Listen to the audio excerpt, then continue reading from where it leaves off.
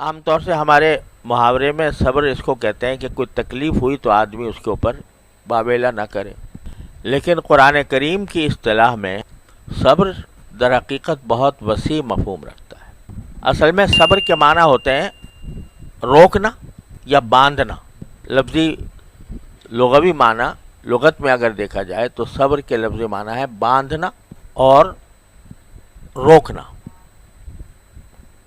پہلے زمانے میں ایک طریقہ ہوتا تھا کہ کسی شخص کو سامنے کو سزا دے دی جاتی تھی، کسی سے انتقام لیا جاتا تھا، تو سامنے اس کو باندھ کر اس کے اوپر تیر چلا دیے جاتے تھے، تو اس کو کہتے ہیں قتل صبرن، کہ وہ قتل کیا گیا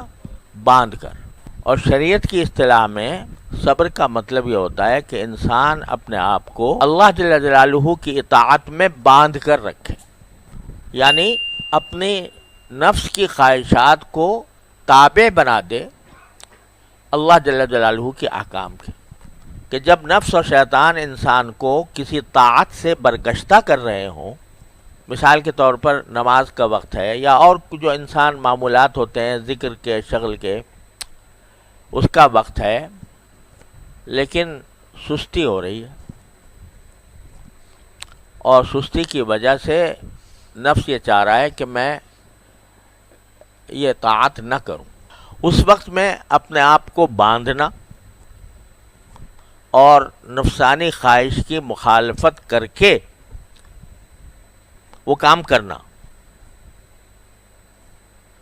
جس کو میں اس طرح تعبیر کرتا ہوں کہ اپنے اوپر زبردستی کر کے کام کرنا، یہ صبر ہے۔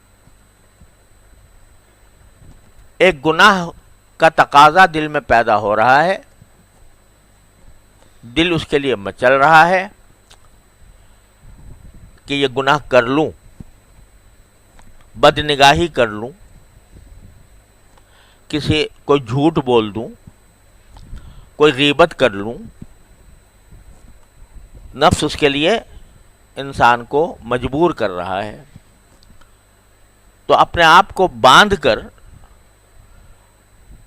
اس عمل سے آدمی رک جائے زبردستی کر کے، یہ صبر ہے۔ جنت انعام ہے در حقیقت صبر کا۔ صبر علی الطاعہ، طاعات کے اوپر انسان اپنے آپ کو باندھے، صبر عن المعصیہ، معصیت سے بچنے کے لیے انسان اپنے آپ کو باندھے، اور صبر علی المصیبہ، تیسرا کہ جب تکلیف آ جائے تو اس پر صبر کرے۔ یہ تکلیف والی صبر جو ہے آخر میں آتی ہے، اصل صبر طاعت کا ہے، طاعت پر ہے، معصیت پر ہے، اور پھر آخر میں مصیبت پر، کہ کوئی تکلیف پہنچ گئی تو اس پر آدمی صبر کرے۔ تو یہ تیسری قسم ہے جس کو ہم عام طور سے صبر سمجھتے ہیں، اور اس کا مطلب بھی یہ نہیں ہے کہ روئے نہیں، تکلیف کا اظہار نہ کرے، بلکہ جو تکلیف آ گئی ہے اس کو یہ سمجھے کہ یہ اللہ تعالیٰ کی مشیت سے ہے اور برحق ہے، باری تعالیٰ کا فیصلہ برحق ہے، مجھے تکلیف ہو رہی ہے لیکن میں اس پر مجھے کوئی شکوہ نہیں، گلہ نہیں اللہ تعالیٰ سے، اس کے جو فیصلہ ہے وہ برحق ہے، میں اس پر راضی ہوں۔ یہ تین باتیں، صبر علی الطاعہ، صبر عن صبر عن المعصیہ اور صبر علی المصیبہ، یہ تین چیزیں ہیں جو صبر کے مختلف اقسام ہیں،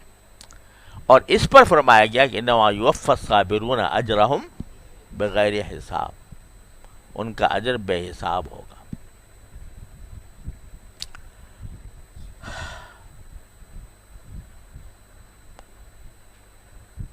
تو نبی کریم صلی اللہ علیہ وسلم یہ مانگ رہے ہیں،